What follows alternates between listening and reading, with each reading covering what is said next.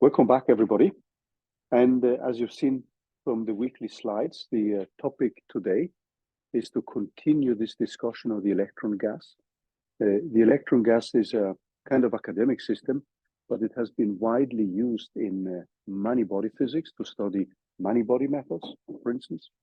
And people try to provide a benchmark with a given many-body method for the electron gas in both 2 and 3 dimensions. It's one of the few systems where you have analytical solutions for the Hartree-Fock energies in 2 and 3 dimensions, and also analytical solutions for the ground state energy with the Hartree-Fock ansatz. And this is the quantity which we're going to look at today. Now, one of the other things which we are, one of the reasons why we use the electron gas is that provides, due to the analytical properties of the solutions, it gives us an expression for the exchange energy. As we will see today, the only term which contributes to the total energy of the system comes from the exchange part of the Coulomb interaction. And this is normally used for the electron gas to make an approximation in density functional theory. So density functional theory is something which we will look at after we've done with the electron gas. But there are some technicalities I wanted to go through. So last week, we also went through the derivation of the Hartree-Fock energies, and that's an exercise in integral algebra and calculating different integrals. And today is not going to be much different either. So we are going to evaluate new integrals to get the final energy. And the thing which is nice with electron gas, it also provides a very useful first approximations to many properties of metals. So typically, a quantity like the band gap is something which in solid state physics is something many of you have encountered. So you can actually make an estimate of the band gap. And then you can compare that to experiments.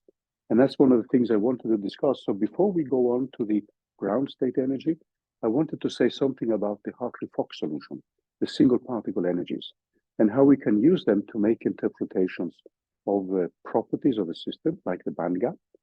And then this also links with the exercises this week.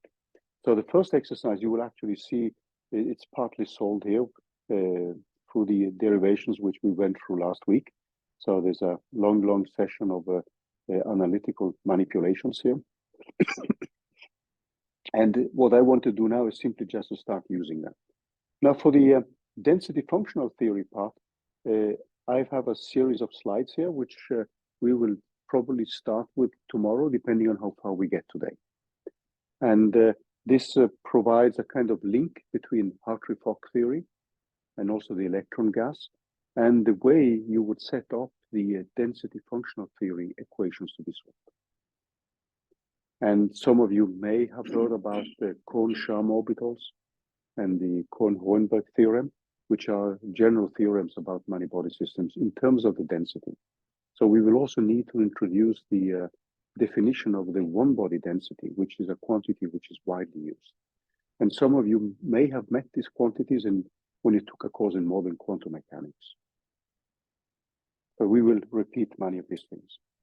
Okay, so what I wanted to do now is just to say a little bit about the solution which we had from last week and look at some physical interpretations and also how you would redefine specific quantities, which people even try to see if they can observe it experimentally. So let's switch back to the whiteboard. I'm just going to switch over here. Not that one.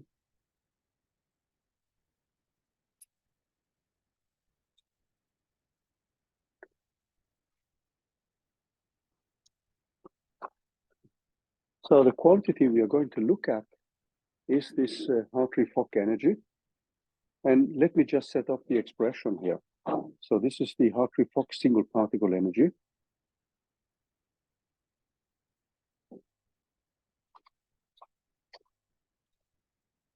SP energy. And what we found as a function of the momentum for the Hartree-Fock piece is that we have a kinetic energy term, which is given by this one, divided by 2m, minus, and then we have a factor of 2 of e squared divided by pi, and then multiplied with the Fermi level momentum. And then we had a function f, which I'm just going to define here. I'm just rewriting everything in terms of this function, which contains a log. And this is also a quantity which gives rise to some problems when we're calculating derivatives, because we're going to get a logarithmic divergence. So this function here is given by 1/2 plus 1 minus x squared divided by 4 times x. I just have to see that I'm writing off things correctly here. Let me just look it up again so that 4 times x, and then I have ln of 1 plus x and 1 minus x. And then I can write this x, I have defined that to be k divided by kf. So this is just a slight rewrite of the function. So the first term is just the kinetic energy. And what we did last week was actually to integrate up the integrals for the energy. And we can now make a plot of these quantities, but let's now try to define some specific quantities and rewrite them a little bit so that we can link that with experiments. So what we have now is this quantity EKF, and now we're going to calculate this one. Let me just take this one away because we have it up there. I'm going to define what we call just the kinetic energy at the Fermi level. So I'm going to define this quantity here divided by 2m. So this is kinetic energy only.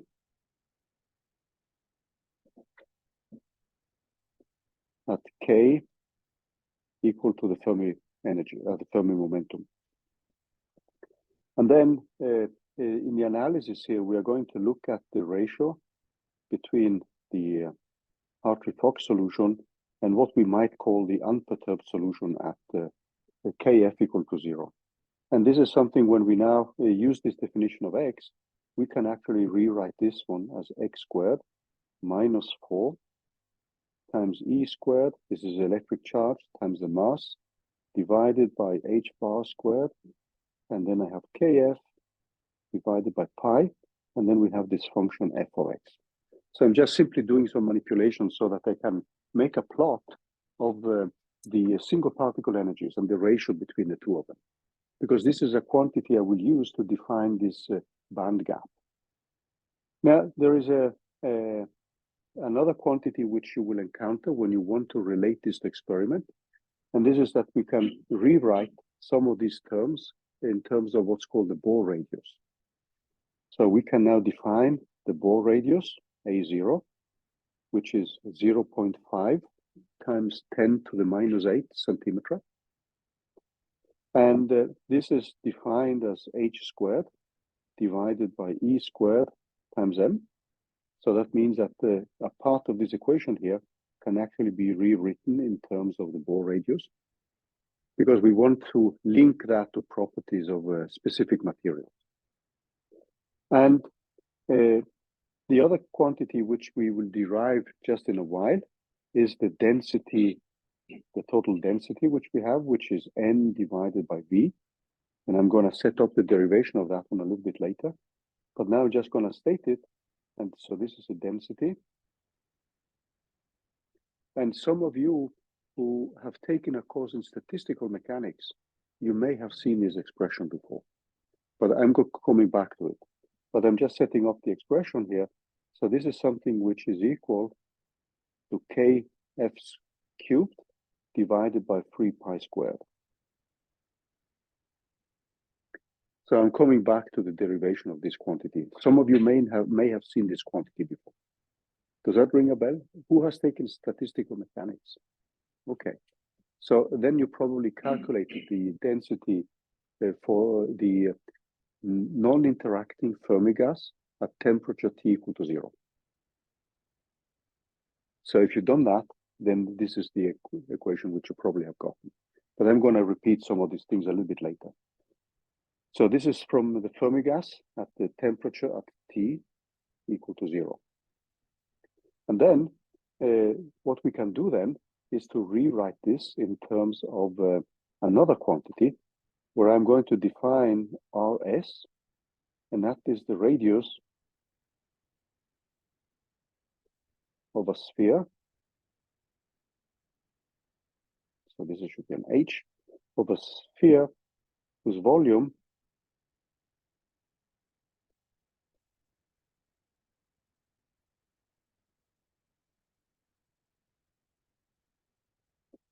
is given by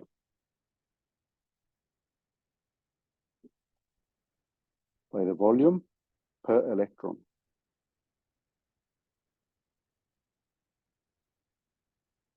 So you could think of this as the volume which an electron occupies.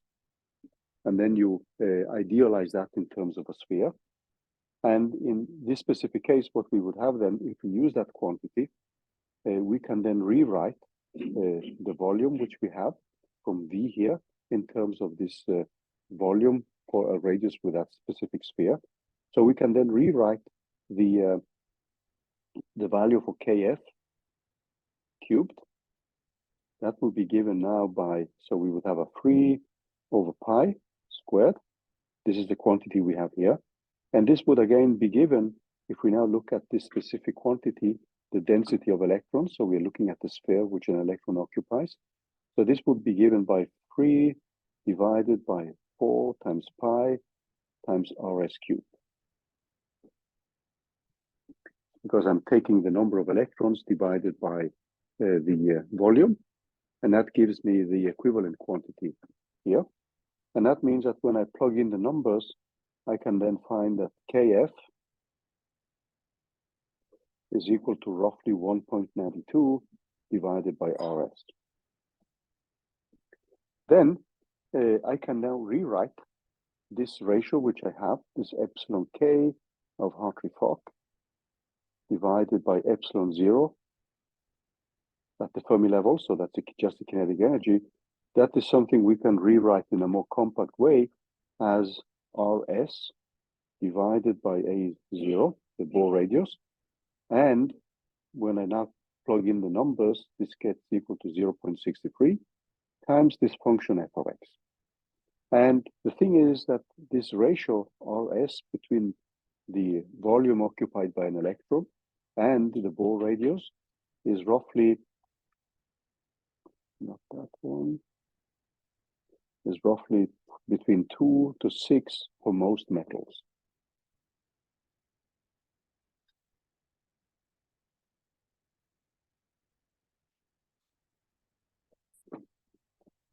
So you can actually relate many of these quantities here to properties of specific materials. So if we now make a plot of this, what we would have is the following. So if we just make a plot here of this specific quantity of epsilon k Hartree-Fock divided by epsilon 0, the kinetic energy here, and then we just plot the -2, and then a -1, a +1, and then we have +2 here. So if we now plot just the kinetic energy, I mean the first one here, this plot here is now the kinetic energy. So I have a 0.5, I have a 1.0, so this would be at the Fermi level, so this would be kinetic energy only. So this would be the free electron energy.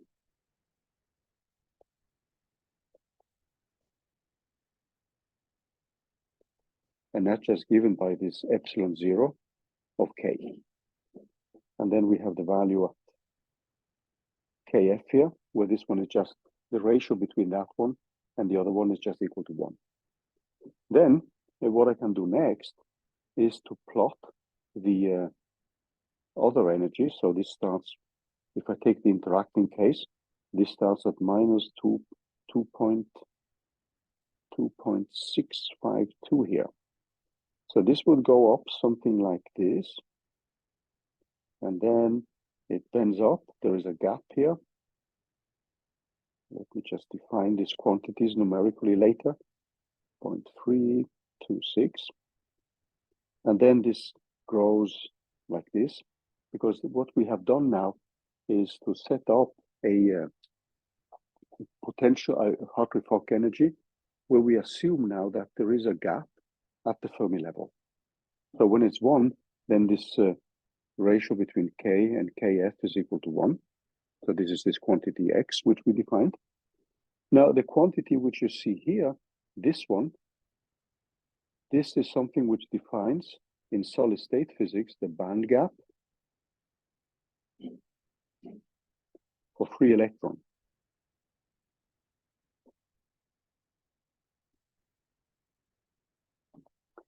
And the quantity you see here, this one, is now going to define the band gap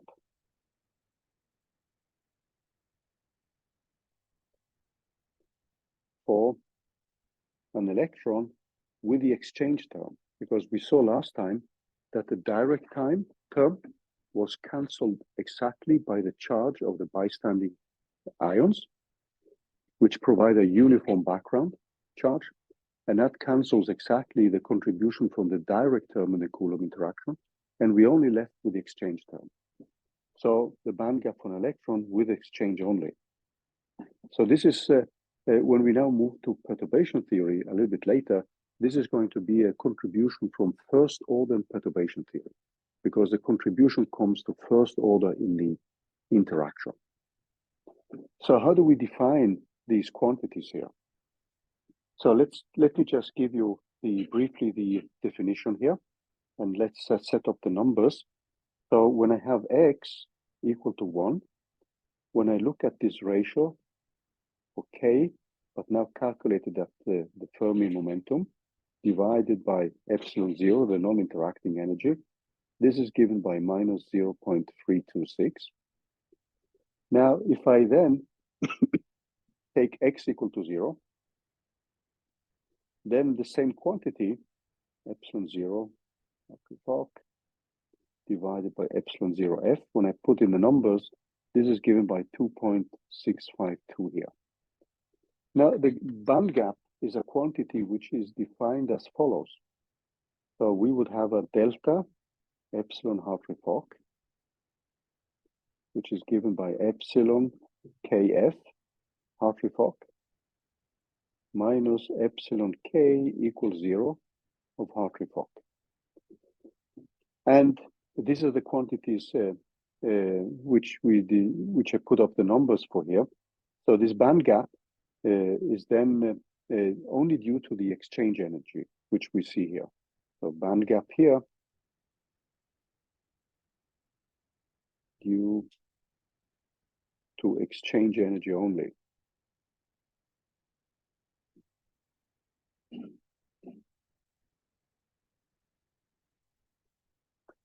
And the band gap, this is the spread.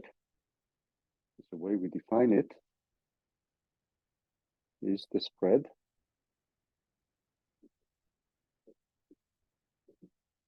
between the maximum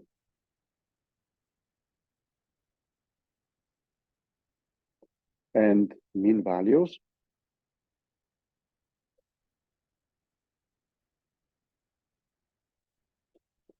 in the band.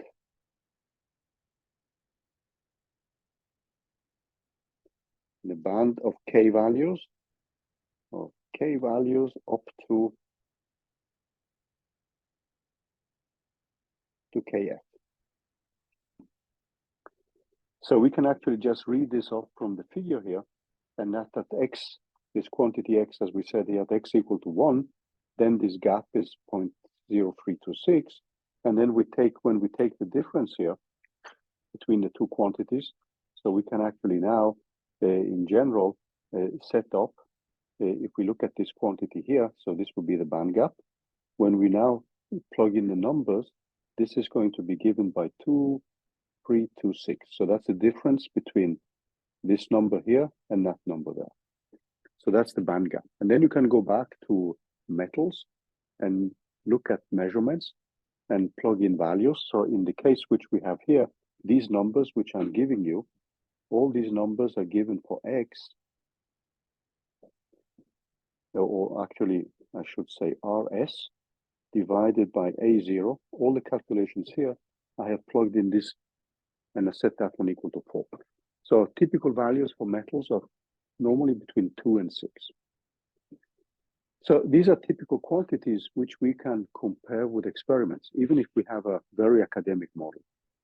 And this would be now the contribution to first order in the interaction when we later move on to many-body perturbation theory, because then we can look at higher order corrections.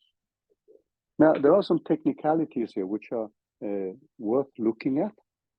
And I'm going to mention some of them because they are related to the exercises. So connection with the exercises this week.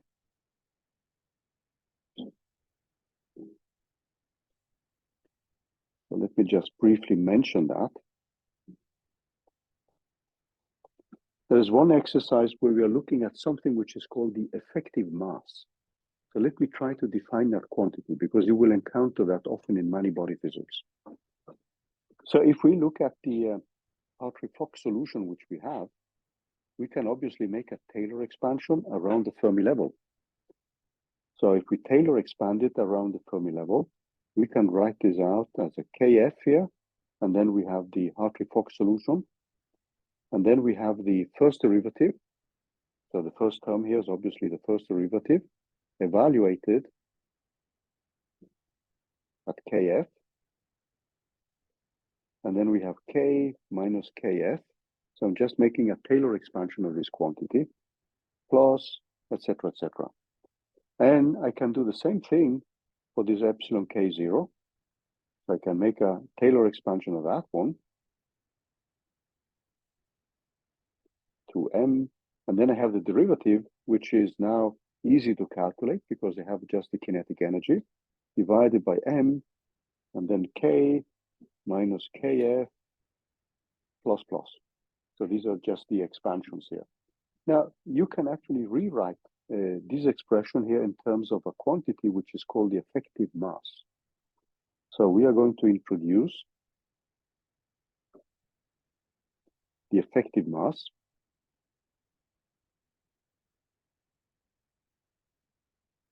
which is given by M Hartree-Fock, and it's often written like this. So for those of you who have taken a course in quantum field theory, you've probably seen a discussion of the renormalization of the mass of the electron, the renormalization of the charge of the electron, and so on and so on. In that case, you would be summing up a series of contributions to infinite order. And then you would renormalize specific quantities, and you would deal with these effective quantities. So you can think of these as medium renormalized quantities. So it's the medium which affects the mass of the particle. So the particle moves with an effective mass then. Now, this quantity here is something which we can introduce if we now look at the expression which we have up here, this expression here.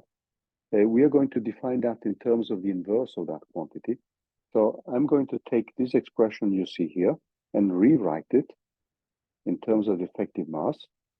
So I'm going to rewrite it like this, plus, sorry, this should be equal.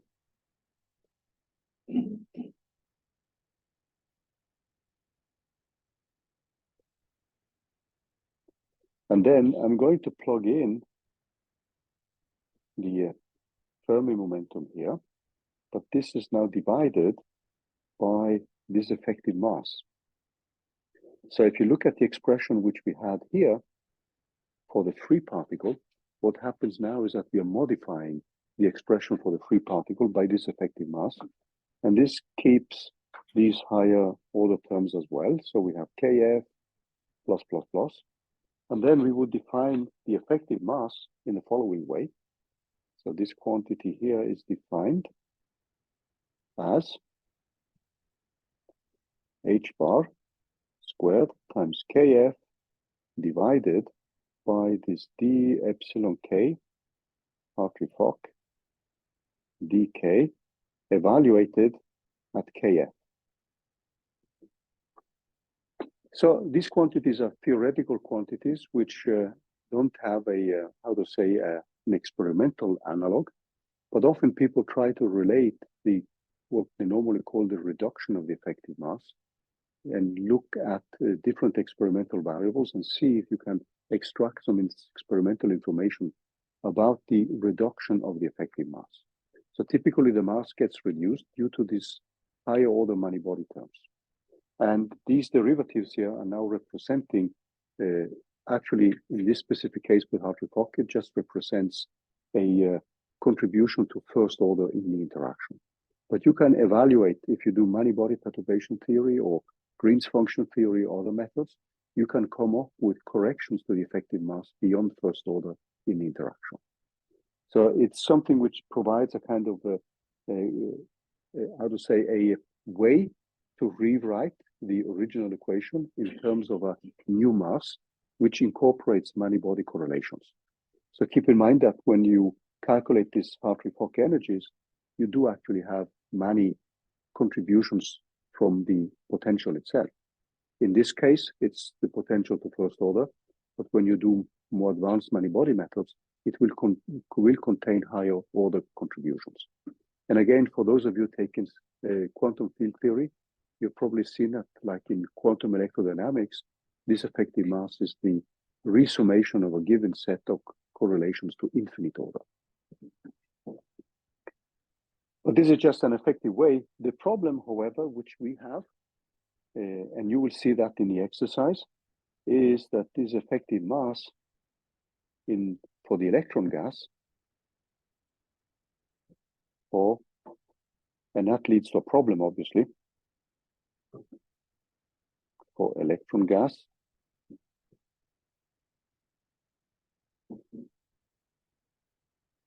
In 3 dimensions with Hartree-Fock only.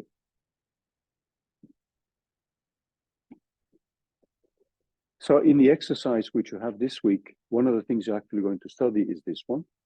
And this is again related to the discussion of the density of states in the system. So let's take a closer look at that quantity. So this is another one of the exercises which we have. So if you now think of the density of states, let me just go through that one.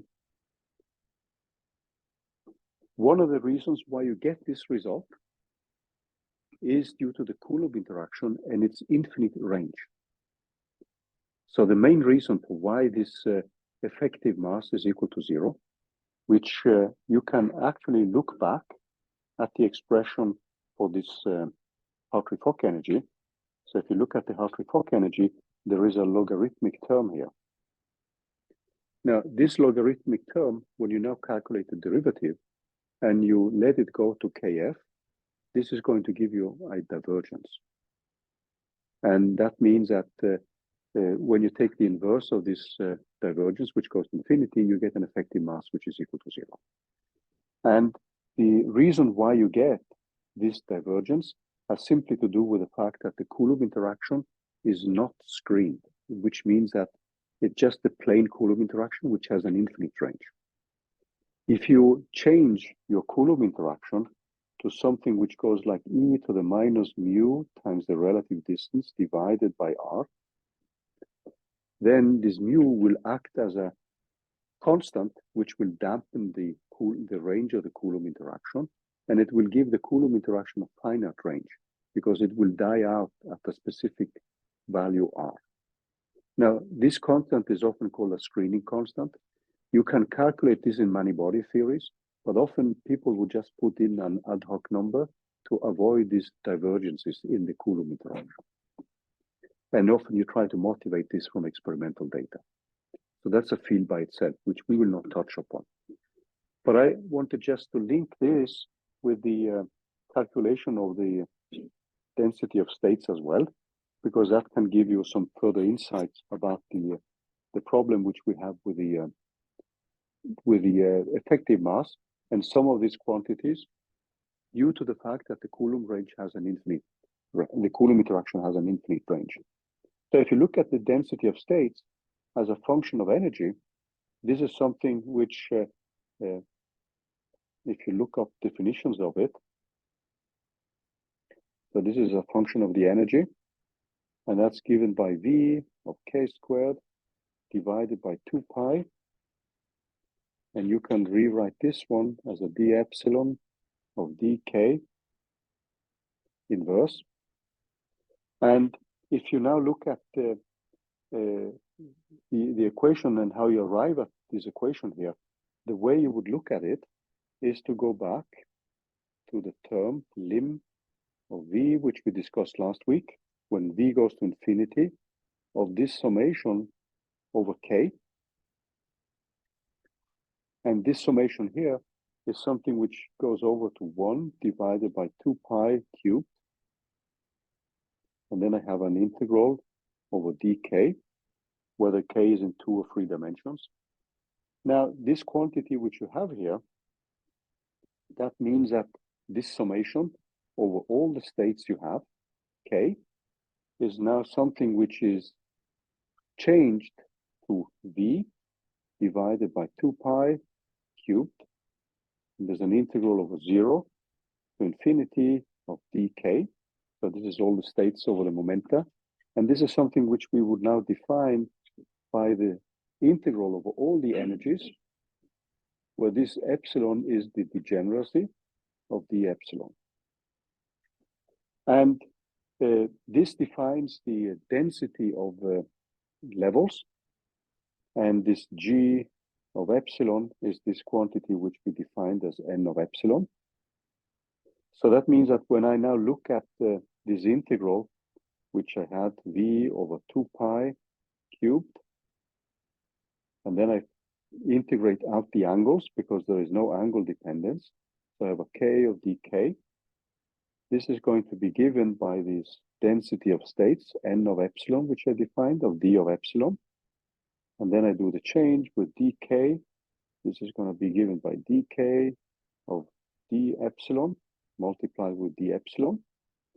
And if I perform these operations, then what I get then is that this n of epsilon is given by this v divided by 2k of k squared. And then I have my d epsilon dk, like this. And this is the inverse one. Now, this epsilon is now the Hartree-Fock energy. And what you see now is that at the level of, when you put this at kf, k equal to kf, and we use this Hartree-Fock energy, so this epsilon goes over to epsilon k of Hartree-Fock, what we're having then is a quantity d epsilon k Hartree-Fock, and where we take the derivative at kf, and this is a quantity which you will see now in the exercises is a quantity which diverges. So that means that the density of states and the effective mass at the Fermi level is a quantity which is going to diverge. So this divergence, that reflects, so this property here, or this feature or this result, reflects the long-range part of the Coulomb interaction.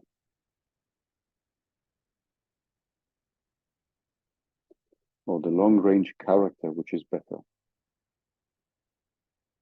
of the Coulomb interaction.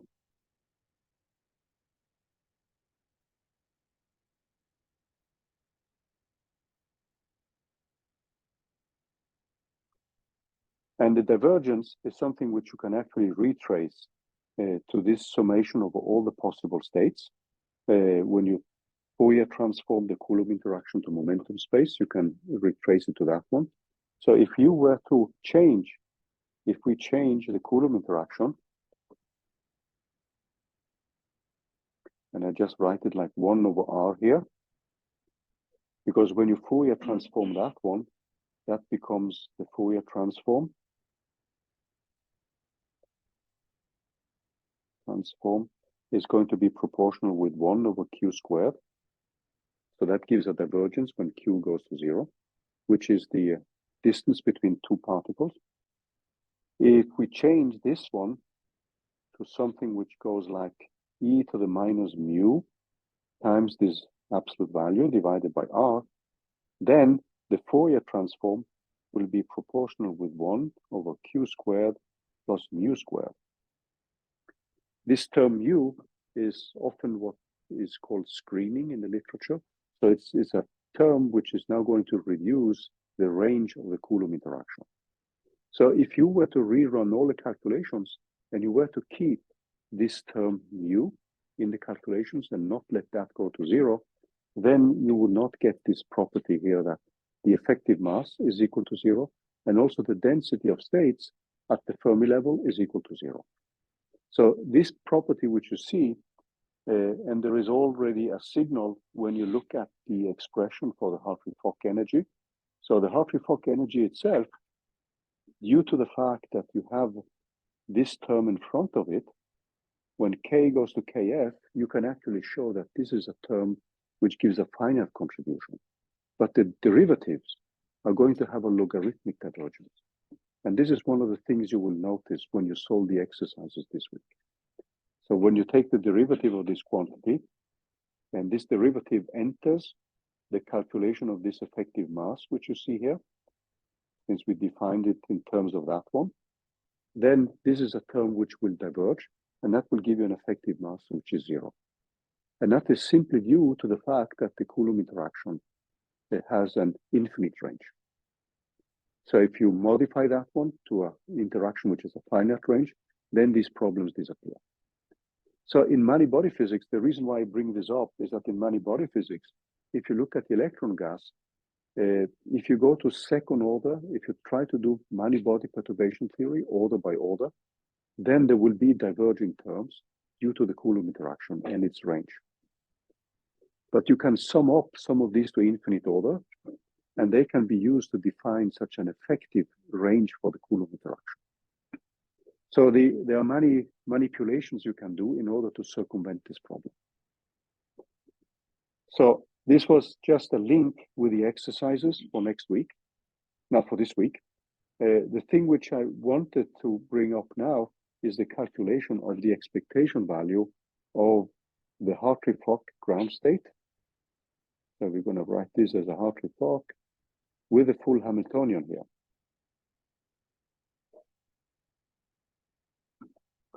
So the first thing we're going to do is actually to set in the Hamiltonian and then reach the type of terms which will give us a contribution which is different from zero. And then we are going to evaluate this contribution. One contribution which you will see is trivial to calculate is simply the kinetic energy, but we are coming back to that. So what we're going to do now is simply to use the second quantization formalism, and we are going to set up the contributions from the interaction and from the kinetic energy. And we are going to use these plane waves, which we have as the Hartree-Fock single particle wave functions.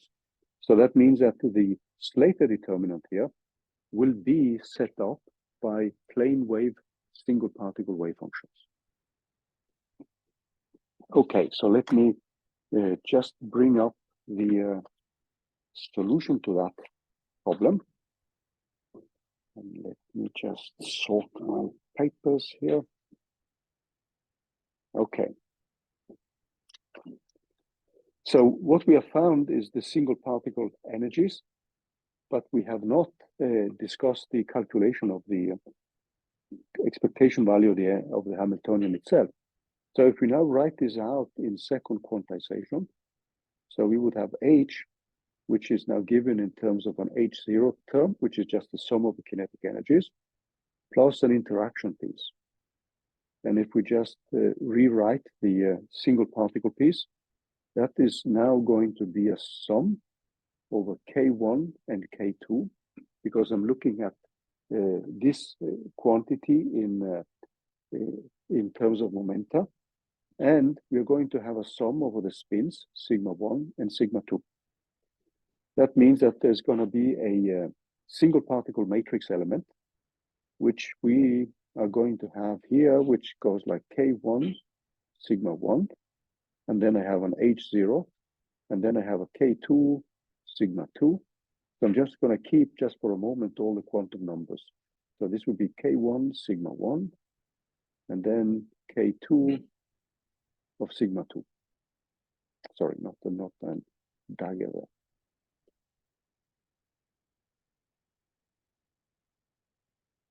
Like that.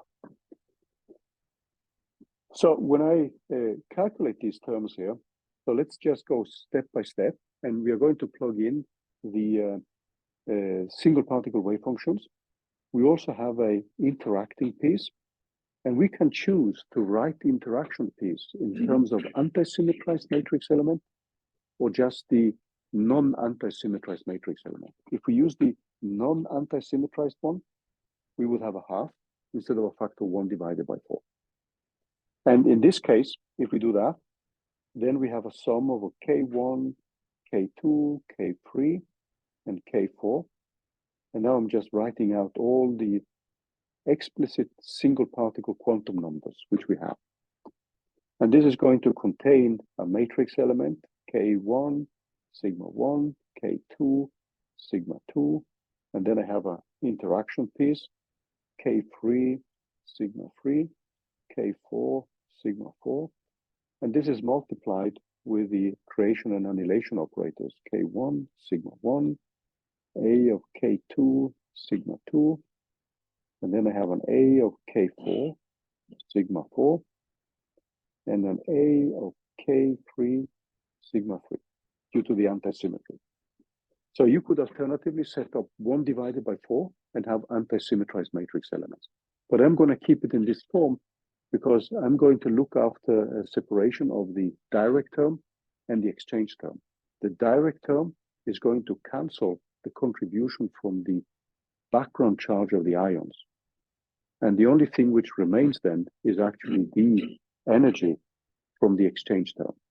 So the exchange term, as in the Hartree-Fock calculation, is the only term which contributes due to the fact that the direct term cancels out the charge which is set up from the background ion. And we want the system to be charge neutral.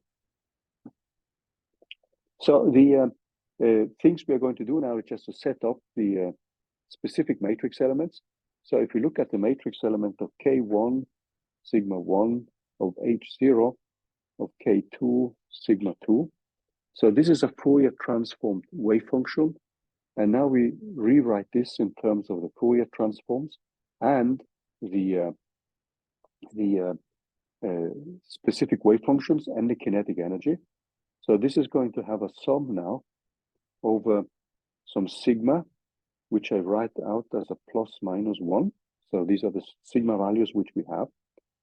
And then I'm going to have a wave function here, a spinor for sigma 1, and a spinor for sigma 2 here.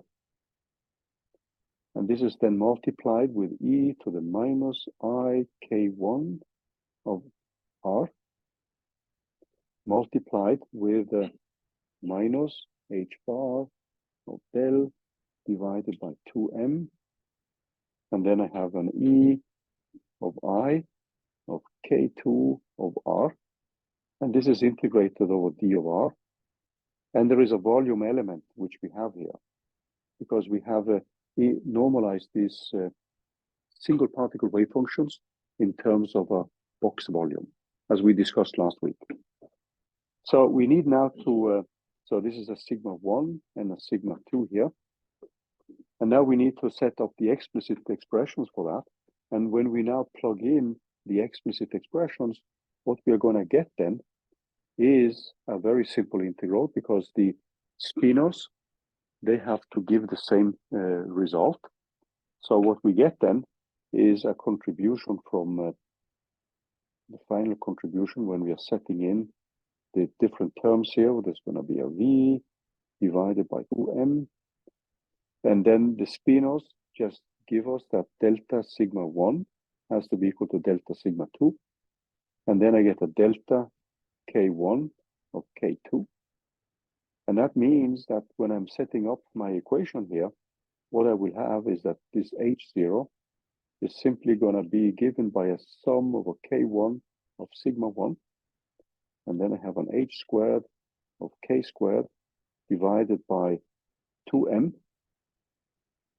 So the, no, sorry, I have a volume integral, so the volume disappears. So I'm just going to be left with that one, divided by 2m.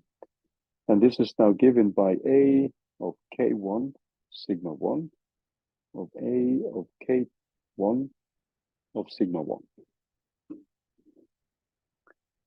And we would typically just rewrite that one in terms of a generic K and sigma, and then we have an H squared, K squared divided by 2m, and then I have an AK sigma and an AK sigma here.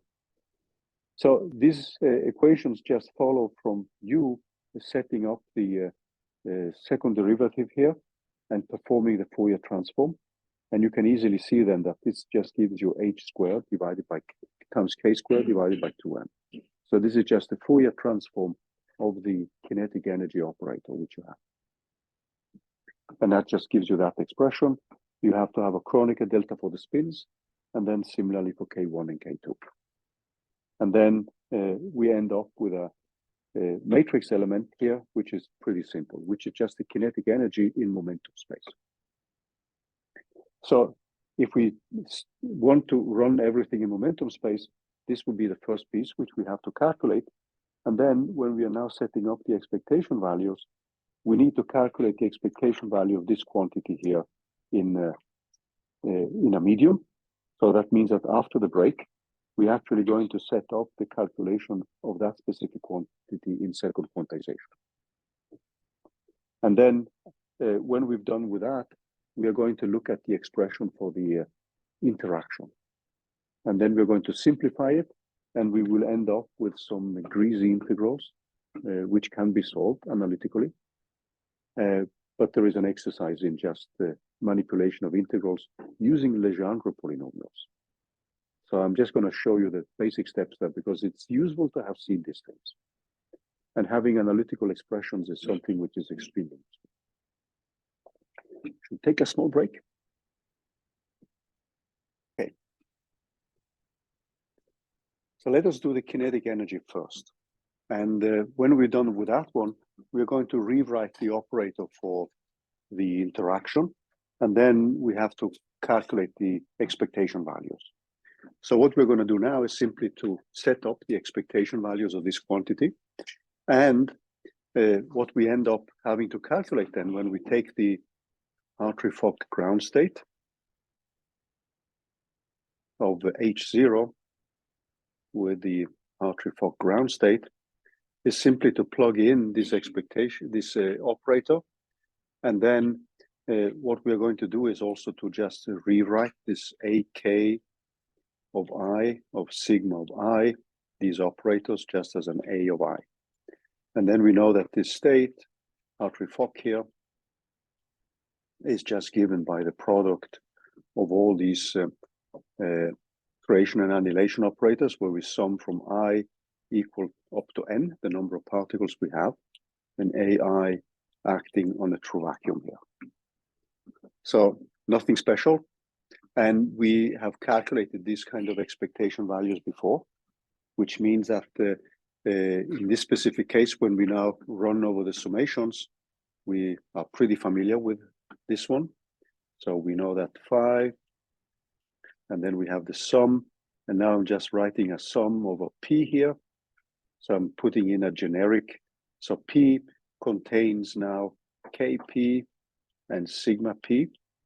So we have simply this H squared of the momentum, K of P divided by 2m. And then I have my A of P dagger, A of P, acting on this state pi 0. And Hartree-Fock. And this is something which we have done before. So we end up now with changing the sum. So the sum over P here, since these are the specific momenta plus the spins. So the spins are just going to give us a factor of 2 here.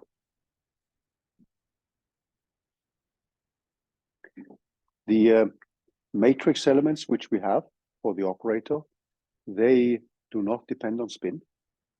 So that means that we just sum over the spin degrees of freedom, and that is just the degeneracy due to spin, and that gives rise to a factor of 2. So that means that the only thing we need to look at now, when we look at this sum, this will be a Kp of sigma p, and that will translate into 2 over K of P. So the spin degrees of freedom are not included in the expectation value of the kinetic energy operator. There is no spin dependence. So that means that both electrons with spin up and spin down give the same contribution to the kinetic energy. And that just gives rise to a factor of 2. And this term here is now translated into 1. And then I have a volume element, which I have to include. So it's a V divided by 2 pi cubed. And then I have an integral over dk. And this integral over dk runs up to the Fermi level of K of F. And this is something which I can rewrite when I take out the angles. The angles, the solid angle just gives a factor of 4 pi. The momenta squared, they have no angle dependence. So that means I can integrate away the angles. I have multiplied with V divided by 2 pi cubed. And then I have an integral here from 0 up to Kf. And then I have K squared dk multiplied with the h bar of K squared divided by 2m. And then I just perform the integral. And this is an integral which is pretty easy to calculate. And this becomes equal to, when I put in all the constants, I get h squared divided by pi squared multiplied with 10 divided by m. And then I have kf to the power of 5.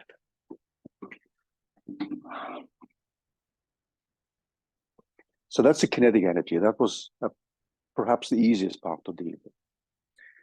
Then the part which is a little bit more tricky is actually the interaction piece. So let's take a closer look at that one. So, let's just wait till people have written down the equations here. Anyway, you can find everything in the notes. So let's now look at the interaction piece. So what we need to calculate now is this term K1 sigma 1. And this is an integral. And then I have a V. And then I have a K3 sigma 3 and K4 sigma 4. So note one thing now. I'm going to be a little bit sloppy with the notation. So I'm not putting vectors on the momenta. Okay, this is just a plain laziness from my side. So in principle, these are three-dimensional vectors. So K1 has a Kx, Ky, and Kz component if you're in 3 dimensions. And then similar one if you're in 2 dimensions. So I'm just going to use Ks here, but understood that these are actually 3-dimensional momenta. And that means that when we look at the spatial degrees of freedom, R, the position, that's also a vector, but I will just skip the vector signs. I hope you can accept my notational conveniency here.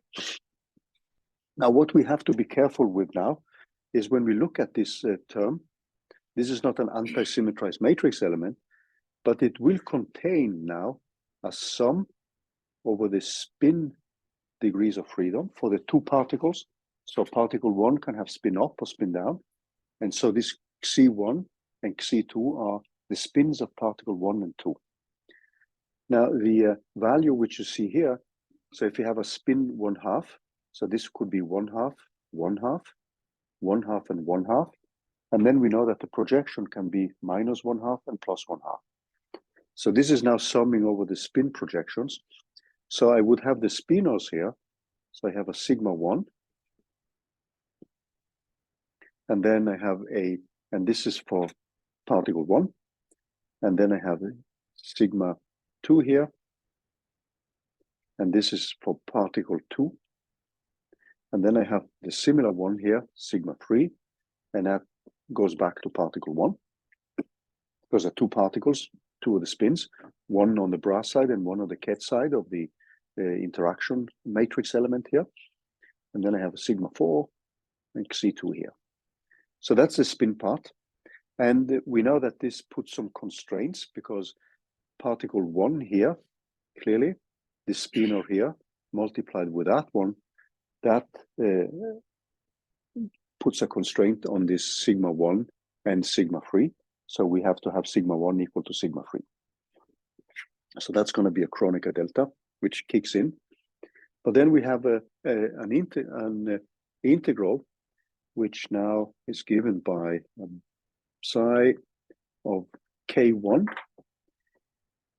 complex conjugate of x1. And keep in mind now that k's and the x's are actually three-dimensional vectors. K2. And then I have my interaction here. And this goes like an x1 minus an x2. That's the relative distance which we have. And I haven't specified whether this is the absolute value or not. So I just leave it like this. But in principle, this is going to be given by a term like that. But let's just leave it as I put it up here, an x1 minus an x2 here. And then what we have is obviously psi of k of x1 and of k3, and then k4 of x2 here, multiplied with a dx1 and a dx2 here. So the spins have to be the same for the two spinors, so we end up with a Kronecker delta sigma 1, sigma 3, and I have a delta sigma 2, sigma 4. And then when I'm now setting up the integrals, I have an e squared, which comes from the charge, and I have a volume squared because these wave functions are set up with a finite volume. And then I have an integral over dx1, an integral over dx2 here, and then I have an e of minus I of k1 minus k3 times x1, multiplied with e of minus I of k2 minus k4 of x, wait a moment, minus I k1 minus k3, so k2 minus k4, that should be times an x2 here. No, wait. I think I've done something wrong here.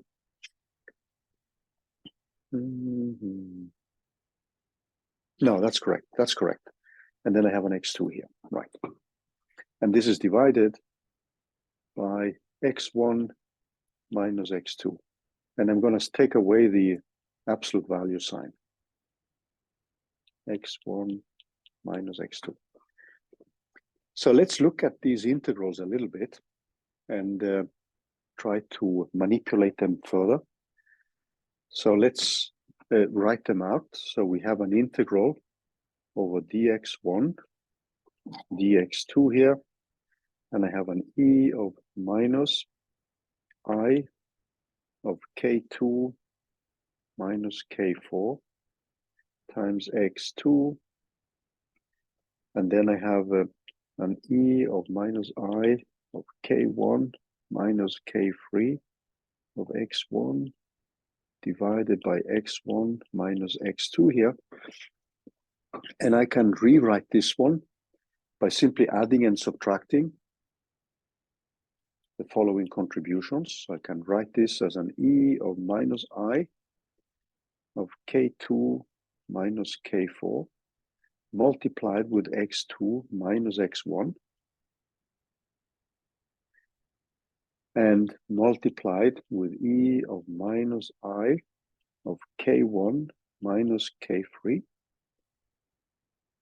plus k2 minus k4 multiplied with x1.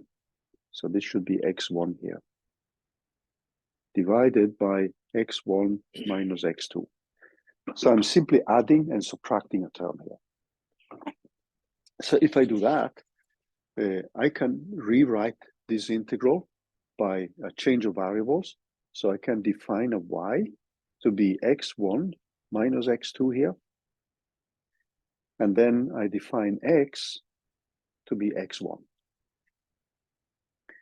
And if I do that, then I can rewrite that integral as a d of x, and then I have a d of y, and then I have an e of I of k2 minus k4 times y divided by y, and this is multiplied with e of minus I, and then I have k1 minus k3 plus k2 minus k4, and this last one is then multiplied with x in here. Now, what I can do next is the same trick as we had last time. I introduce this convergence factor in order to evaluate this integral. So I'm going to plug in a factor here so that I can calculate with this 1 over y term. So I'm going to plug in an e to the minus mu times y. And then after I've done the calculation, I will let mu go to 0. So now I introduce a convergence factor like we did last time. So I have a convergence factor.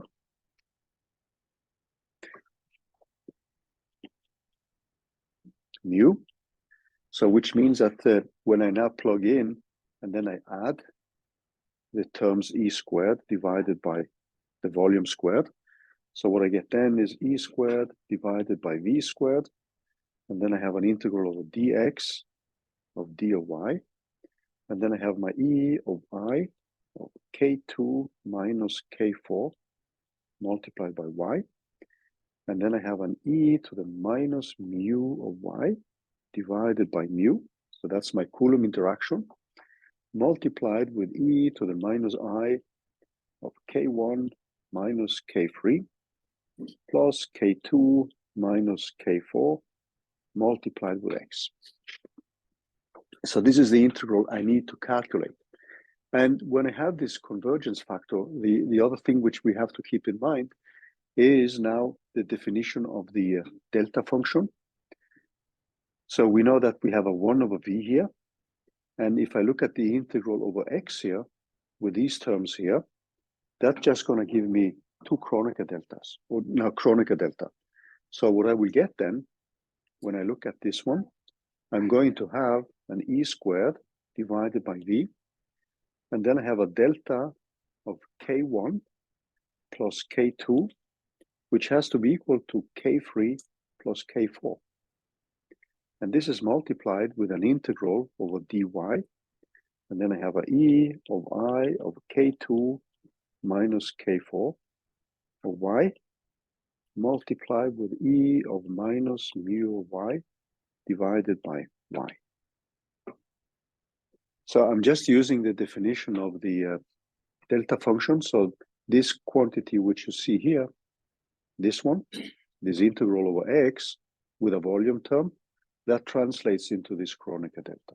So there is a constraint on k1 plus k2 and k3 and k4. So what I get then when I integrate up this one, because this is something which I know how to integrate. So I'm going to define a new quantity. So I will define a quantity q, which is given by k2 minus k4. So then what I will get is the following. I get an e squared divided by the volume element, a delta k1 plus k2, a k3 plus k4, and then I have a 4 pi when I integrate up that term, and now I have a mu squared plus a q squared. So this mu squared term plays the role now of as we discussed, a kind of screening factor as well. And then we are going to let this one go to 0. But there are some further manipulations which we need to make now. So what we are having is now a specific constraint. So if you look at the diagram, it is in a diagrammatic way. So what we are having, if you think of the momenta coming in for the particles, we have a K1, that's the outgoing case. We have a K2 here. and we have a K3. So I'm putting vectors now to indicate that these are three-dimensional objects. So I have a constraint now with K1 plus K2 is equal to K3 plus K4. And then I have defined this Q, this vector here. So Q is then defined as a K1 minus K3 is equal to Q. And I also have that this is equal to K2 minus K4. It's easy to see that. So which means that K1 is equal to K3 minus Q. And I'm going to change the variables now. And then I'm going to redefine K1 in terms of a variable which I will call for P. So I'm going to let this one just be P instead of having K3. So K3 is equal to P now. And this becomes equal to, no wait, it's K1, K3 minus Q.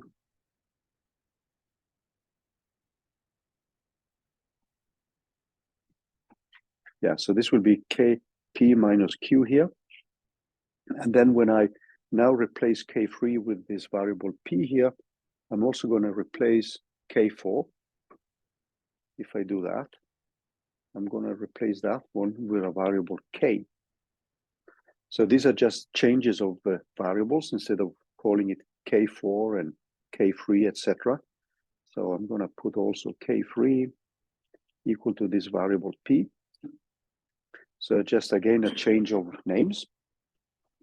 And then when I use these relations, I can then rewrite that sum or that specific contribution they have to the matrix. So these are just the matrix elements. So what I'm going to do now, when I go back to the expression which we had for the interaction term, so the total two-body interaction had a term 1/2, and then I was summing over K1, K2, K3, K4, and sigma 1, sigma 2, sigma 3, sigma 4. And then I had this specific matrix element, which we just have evaluated. And then I have the creation and annihilation operators. So I have an AK1, sigma 1, AK2, sigma 2 here, no, sigma 2, AK4, sigma 4, and AK3, sigma 3. And this is something which I now can rewrite. Since I have this Kronecker delta on the spins, I can rewrite that in terms of a sigma 1 times a sigma 2. There is a term E squared divided by 2 times this volume element. And then I made a change from K1, K2, K3, and K4 in terms of P and this term Q and K. So these are vectors, but I have suppressed this vector notation. So this is 4 pi divided by mu squared plus this Q squared. And then this is multiplied now with a creation and annihilation operator. So I will have P1, K1 was P plus this Q, and then sigma 1. And then I have a K minus Q. And then I have a sigma 2 here. And then I have an A of K of sigma 2 here.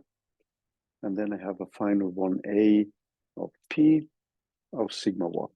So what I did was just to rewrite this K1, K2, K3, and K4 in terms of these operators, now of this new momenta here.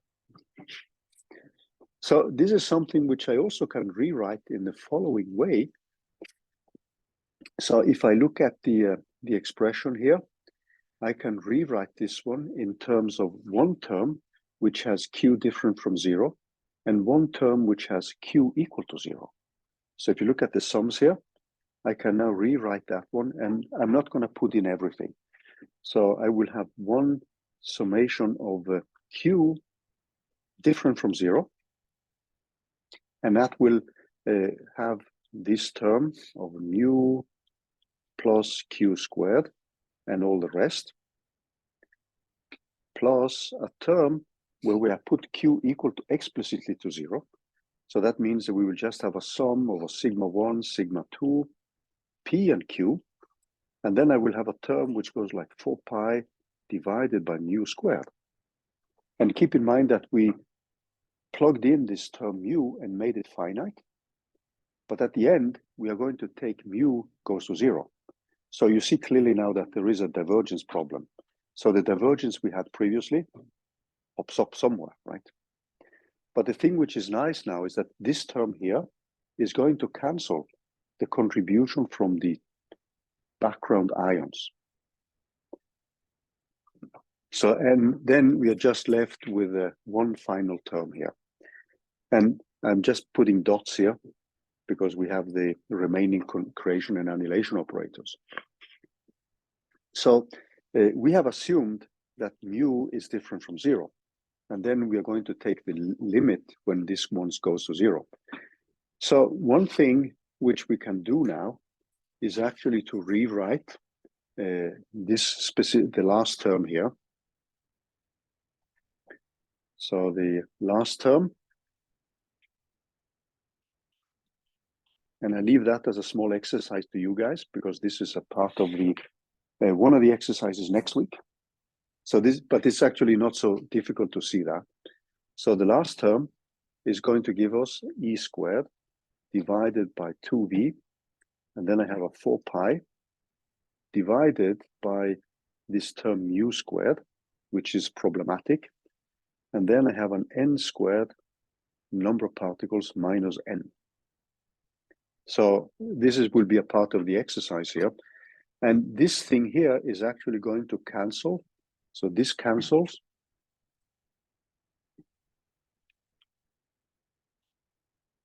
A corresponding term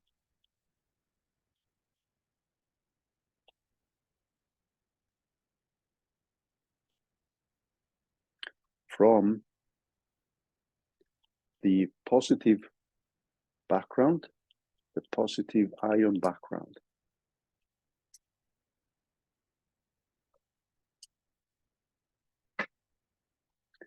In the limit where n goes to infinity and mu goes to 0. So that means that when we look at the Hamiltonian itself, what we are left with is a Hamiltonian now which contains H0, which we calculated already, plus a term which runs like Q, different from 0. And then we have P and Q. And now I can suppress also the spin degrees of freedom, or we can keep them here. Let's keep them, sigma 1 and sigma 2 here. And then we're going to have a 4 pi divided by mu squared plus Q squared. And then we have the creation and annihilation operators, where we have a K plus Q, and then sigma 1 over an A of P minus Q, sigma 2 here, and multiply with C of P of sigma 2, now an A, and then an A of K of sigma 1.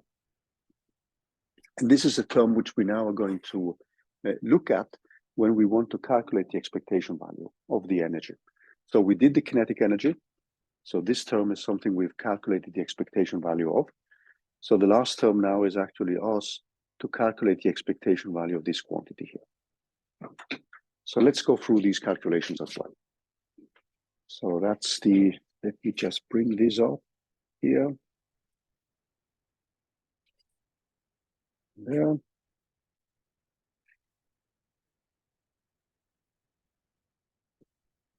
Okay, so what we are going to look at now are the expectation values of the Hamiltonian for the interaction piece. So we have a phi 0 artifac of HI, the interaction piece. So this is now given by 2 pi E squared divided by V. And then I have this summation over P and Q, and Q is different from 0. And then I have a summation over K, sigma 1, sigma 2 here. and then I have phi 0, Hartree-Fock, and then I have this creation and annihilation operator. So I have an A of K plus Q, so, and sigma, and then I have an A of P minus Q of sigma 1, sigma 2 here, and then I have an A of, and that was P of sigma 2, and then an A, no, sigma 1. Let me see now, where did I go wrong here? PK, that should be sigma 2P and sigma 2, and K is sigma 1, phi Hartree-Fock, and multiplied with this term, which goes like 4 pi divided by mu squared. It's actually not a 4 pi anymore, but it's actually a 1 over mu plus q squared. So let's now look at the calculation of that specific term. And when we now perform the contractions, so when performing the contractions, this is actually pretty easy to see because the states which we have involved now, this P and Q and K, they have all to refer to states below the Fermi level. Because else, when I calculate these expectation values, if these are states which are not included in the ground state, then this will actually be equal to 0. So when I perform all the contractions, what I am going to get then are actually the following term. And I will leave that also as a small exercise. In performing contractions, what we are going to get then is a minus sign. And we get a delta of K plus Q equal to P. And then we have a new Kronecker delta of P minus Q and K. And then we have a Kronecker delta for the spins as well, sigma 1 and sigma 2. So I'm going to leave that as a small exercise to you as well, because this will be part of the exercise next week. And when you set up the contractions, you're going to get a minus sign here. And due to the spin degeneracy, since we're summing over the spins of the particles, what we get then is the following. So phi 0 Hartree-Fock of HI of phi 0 Hartree-Fock here is now given by a factor minus 2 due to the spin degeneracy of 2 pi E squared divided by V. And there's going to be a sum over P and K, but where K has to be different from P. And then I have an integral, no, a sum over this term here, P minus K, and this term is squared. And this term can never be 0 because K is different from P. And that follows from the Kronecker deltas after the contractions. So what we need to do now is simply to take the limit where 1 over V, the sum, and P and K here goes over, if it's to 1 over 2P cubed, and then I would have an integral over dP, or alternatively, if I'm looking at K, I would have an integral over dK here. So I use that relation, and then what I can find is that this relation, this equation here, is equal to minus 4 pi E squared times V, and then I have 2 pi to the power of 6, and then I have an integral from 0 to Kf, because these states are only below the Fermi level.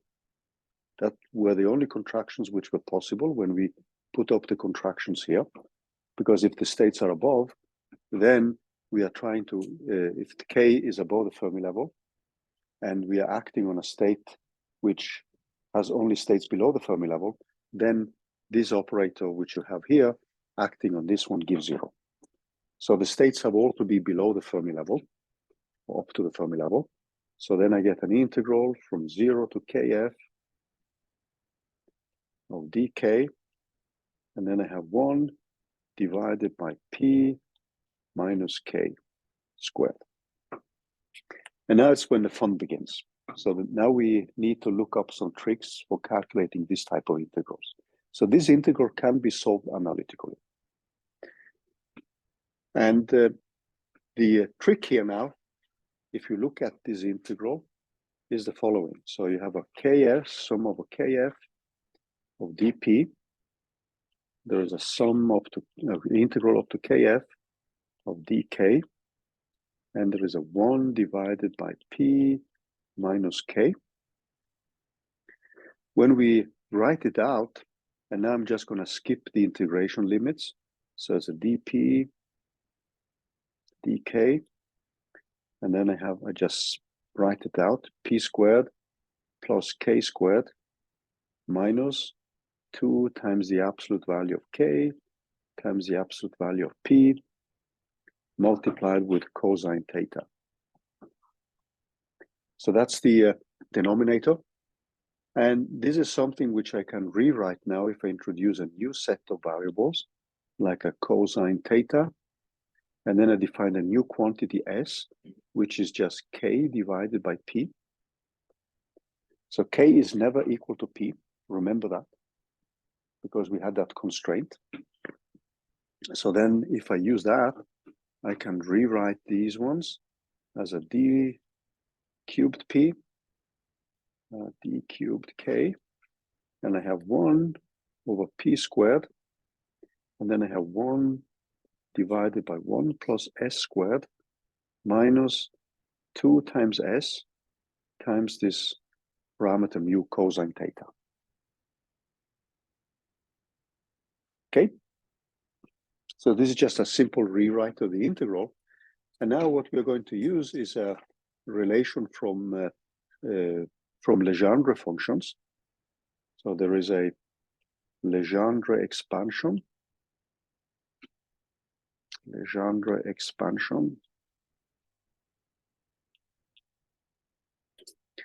And we know that we can rewrite a quantity like this of 1 plus s squared minus 2 times mu times s.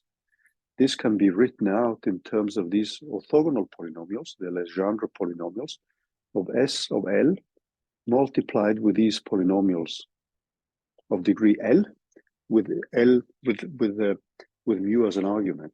And when I square it, so that means that when this gets squared, 1 plus s, because that's what we have in the denominator, 2 times s and mu, this is going to be equal to a sum over L and lambda, and s to the power of L plus lambda, and then I will have a polynomial of p of L of mu and p of lambda of mu. Now, these polynomials have an orthogonality property, which we are going to use when we calculate the integrals. So the trick here is actually to rewrite that denominator in terms of orthogonal polynomials. And then, since they have this orthogonality relation, we can use that in the integral. So if you look at the integral, we can actually rewrite that in terms of two terms. So we will get a term. So this integral which we looked at, d free p, d free k, of 1 divided by p minus k squared. This is something which we can rewrite in terms of two parts. So we can have an integral in terms of p, where we integrate p less than kf here. So that's our d free p. And then we have a new integral over k less than p, because k is not equal to p by definition. And then I have a d, and now setting up the angle of k squared, I have a 2 pi, and now I'm integrating over the angles, which go from -1 to 1, because I've changed variables from cosine theta to mu. So cosine theta goes from 0 to pi, but then I change the variables. So it goes from -1 to +1, since I've introduced this mu here. And then I have a d mu. So that's instead of d cosine theta, I have a d mu now. And this contains this sum, lambda of L, of the terms which you see here. But now I have to rewrite it a little bit. So I have a k over p. I'm putting in the definition of S, of L plus lambda. And then I get the polynomials. So let me just rewrite that. So I get the times 1 over p squared multiplied with p of L of mu times p of lambda of mu. And then there is a similar term where we now have p less than k, and the integral over k less or equal than kf. And then we have a similar terms here. So I'm just writing this out, but plain laziness again. So I have a term which is exactly the same, except that the integration limits are changed. Then the final thing which I need are the orthogonality of the Legendre polynomials. So I know that this PL of mu, of P lambda of mu, of d mu is actually equal to 2 divided by 2L plus 1 times delta L of lambda. So using that one, I can then rewrite everything as follows. So I get going to collect everything. I have an integral over d free p of p less than kf. And then I have an integral over dk of k less than p. And then I have a sum over L. And then I have a k of p of 2L plus 2. And I get just 1 over 2L plus 1. And this is multiplied by 2 because we get a similar expression from k larger than p. And that gives us a factor of 2. So I'm just collecting it because the two integrals, k and p, are just integration variables, and you can just change the name. So the second integral, where you have the constraint with p less than k, gives us now a similar term here. So if I put everything in here, then I have an 8 over pi and d free p, and p is less than kf. I have an integral over dk, and k goes up from 0 to p. And then I have the sum over L, and that gives me k over p of 2L plus 2 of 1 divided by 2L plus 1. Now, this sum which you have here is something, so I can integrate over k immediately. So I can perform this integral here without any problems. And that gives me a factor of 2L plus 3. So what I get then, when I perform that, I get an 8 over pi of d free p multiplied with p. And then I have a sum over L, and I get 1 divided by 2L plus 1 of 2L plus 3 from the integration over k. This is a sum which I can calculate actually. So that specific sum gives me this one, gives me 1 divided by 2, and I can rewrite that one in terms of 1 over 2L plus 1 minus 1 over 2L plus 3. And if I perform these sums here, this is actually going to give me 1/2. So you can try it out. If I then collect everything, when I perform my integral, what I will get, because now I can sum over p, and I can integrate over p from 0 to kf here. And when I collect everything, what I get is minus e squared of v of kf to the power of 4. divided by 4 pi cubed. And this is something I can rewrite also in terms of the density, because the density is proportional to kf cubed. So this is the contribution to from the exchange term when we've done all this algebra. So sorry for just going a little bit over time here, but I just wanted to get through that one and have the final expression. So just an exercise in numerical integration here.